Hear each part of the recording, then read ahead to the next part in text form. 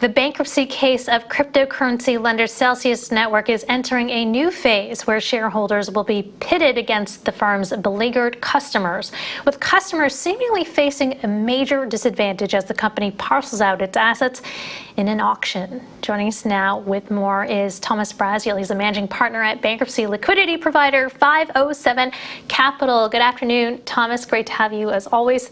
So in the battle between shareholders and customers, who will receive priority? Well, there's really only the substantial creditors are the customers. So it should be the customers. There's been some arguments from the Series B lenders, or I should say, no, they're not really lenders, but investors over parts of the capital structure, which is a motion that's currently filed for the appointment of a specific Series B statutory committee. But I'm not as concerned. Yeah, well, that is a concerning thing for customers, and it's something to think about. And it's something that was highlighted, I think, in a few articles that were out there as well as earlier in the case. But it's interesting to see it sort of rearing its ugly head. So Thomas, there was a recent motion to appoint a preferred equity committee seeking to put shareholders at the front of the queue when it comes to the sale of the custody firm that Celsius has, GK8, as well as Celsius's mining operations. What's the likelihood of this succeeding? So I think it's a decent probability, and it's a really big risk, because when you get a statutory committee appointed, you basically get to get your expenses paid out of the trough of the bankruptcy estate, so that the creditors are basically funding these guys that have an adverse position to them, or I should say the majority of creditors. And also, the weird thing about the Series B is they're basically represented by the most expensive law firms in the world, and they're some of the largest endowment, whatever, Westcap and Canadian pension fund. I mean, it's kind of bizarre for a huge Canadian pension fund with billions and billions of dollars to be saying, "Oh, Your Honor, we're not ably represented because we don't have a statutory committee." So I think it's one of those things where if it were small creditors, it's a higher probability because the judge will have more sympathy for the motion. But it's possible that the judge pushes back and says, "You guys have this very expensive firm, Milbank, and you're some of the largest some of the largest and most sophisticated investors in the world. I don't buy that you need the estate to pick up your fees." So I think it's a pretty good shot, though. I mean, I would say under the statutes, like it probably should be granted, which is kind of frightening, I think, for a lot of customers. And I think they should be worried about it, and they should be pushing back. And I'm sure the UCC will. Well, last year, while Celsius was raising money, it reshuffled its corporate structure to move its consumer business under a U.S. entity and its custody and minor operations under a U.K. entity. How could this complicate customers' hopes in seeing their funds returned?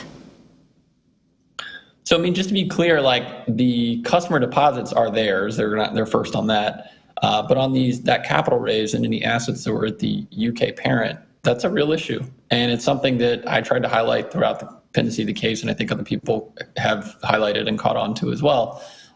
It's something to worry about.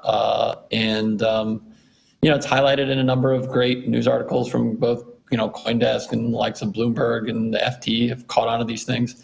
And it's great that, the U.S. bankruptcy process is quite transparent compared to most processes around the world. Like if you go to, I don't know, Singapore, Singapore has some transparency, but there are other parts of the world where transparency is not really what they do in a restructuring process. So we will see all that, but it's something to really worry about. And it's interesting to think about.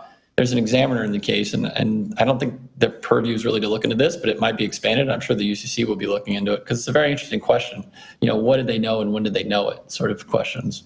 Basically, so if the mining and custody operations are under the UK entity and these are US customers, they won't have access to those assets. They will, but it could be that they're behind the liquidation preference, sort of the actual invested capital of the liquidation preference of the Series B, which means that once they fill up the bucket of the 700 million that was invested in the Series B, then they would start getting access. See, another extreme measure would be to invoke so-called substantive consolidation. Can you explain to us what that is? Yeah, that's a fun one to say. Yeah, substantive consolidation is something that's usually not always litigated. It's something that's threatened to get a compromise. And basically, it kind of means that the corporate entities their assets are so intertwined and their operations are so intertwined that it's hopeless to try to disconnect them and untangle them. And so you have to look at the substance of what was going on over the corporate form that was set up by lawyers, by expensive lawyers. I think there's probably an argument here. If you look at the coin report, you'll see that the customer account holdings were actually held at the UK parent. If you want a $2,000 an hour lawyer to help you untangle it, that will make great arguments both ways. And so it'll be a real battle royale in the bankruptcy court. But those would be the arguments. Substantive consolidation is what I'm sure the UCC and other creditors that are consumer creditors in sort of the consumer business will make. And I'm sure that the Series B will say, no, we can separate the assets. Very simple. Just give the assets back here, move this over there. It's fine, Your Honor. So we'll see how it comes down. And I think there is some case law in the New York, which is the Second Circuit. But we'll see. It's an interesting question. Another bit of news that has been broken is that, since CoinDesk article publication, reporting has been corrected that 3 of the top Celsius executives withdrew about $17 million based on documentation provided by their CTO, Nuke Goldstein's lawyers, who showed that most of his apparent withdrawals were sent to other accounts at Celsius. So the original headline indicated a figure of $42 million, but nevertheless, is this behavior questionable? How would a court interpret this? I think it's a what did you know and when did you know it? I mean, so you have preference rules, which is what you're talking about, these payments, and they only look back 90 days for just a third party. But for insiders, they look back a whole year. So it's going to be a really interesting question. And, okay, so the net is 17 million versus 40. Okay, great. That's still pretty smelly.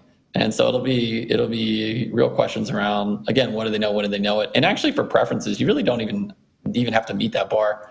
It's just a matter of you got 100 cents on the dollar and you would only get 50 cents in the bankruptcy. So unwind the transaction and here's your claim in the case. What'll be interesting actually from a crypto standpoint is, crypto fell from the time these transfers were made. And the US Bankruptcy Code dollarizes that transaction at the time of the transfer. So their preference can end up being way more than the actual crypto they have now. So if they were to put the money back, let's say it was 17 million at the time of the transfer, but now that 17 million is only worth 10, they still have to pay back 17 under the bankruptcy code. So it'll be very interesting and it'll be a net positive for consumers. And they won't get the same preference defenses that a consumer might have. Also, we learned that the co-founder and chief strategy officer, Daniel Leon, resigned Tuesday. CEO Alex Mashinsky resigned last week. Do you think that this will represent a significant change at the top, or is it just the appearance of change, the perception? Because from what I understand, they still have a vote, or Alex Mashinsky at least still has a vote on the board. I think it's a big development. I think it'll make a big change in the tenor of what's being discussed behind the scenes. I think it's hard for a lot of individual creditors. They don't see a lot of activity going on that's, feverish activity that goes on in the background of a bankruptcy, lots of deal making that'll go on between different creditor bodies.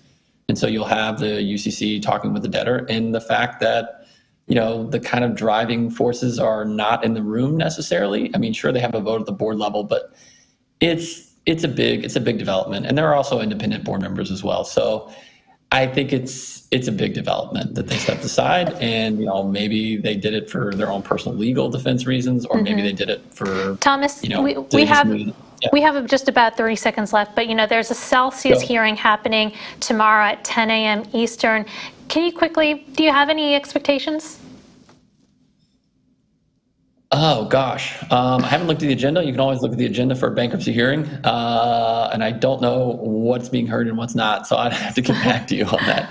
But, fair enough. But there are a lot of major developments with the Statement of Financial Affairs. So I'm sure lots of discussion about that will happen in court.